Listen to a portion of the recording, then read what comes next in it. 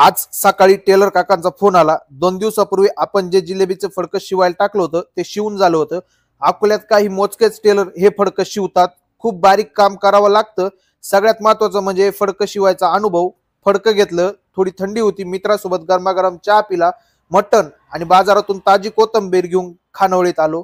नेहमीप्रमाणे आपला चुलीवरचा रॉयल काळा मटण रस्सा बनवून घेतला आणि जिलेबीचं पीठ लावायला मनोरपूरला गेलो।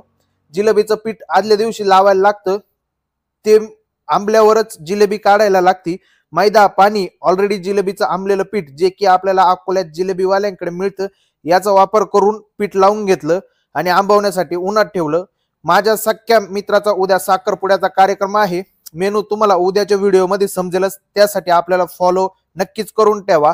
आपल्याकडे मटणासोबतच स्टार्टरला चायनीजच्या पण जबरदस्त क्वालिटी भेटती। दुपारी खतरनाक गर्दी झाली, लागोपाठ टाळ्यांच्या ऑर्डर चालू होत्या। आपले फॉलोअर्स मित्र आपल्याला स्वतःहून भेटायला येत आहे, आपल्या खानावळीमध्ये मनमुराद पोटभर जेवण करताय आणि जेवण खूप आवडलं याचं कौतुक करताय।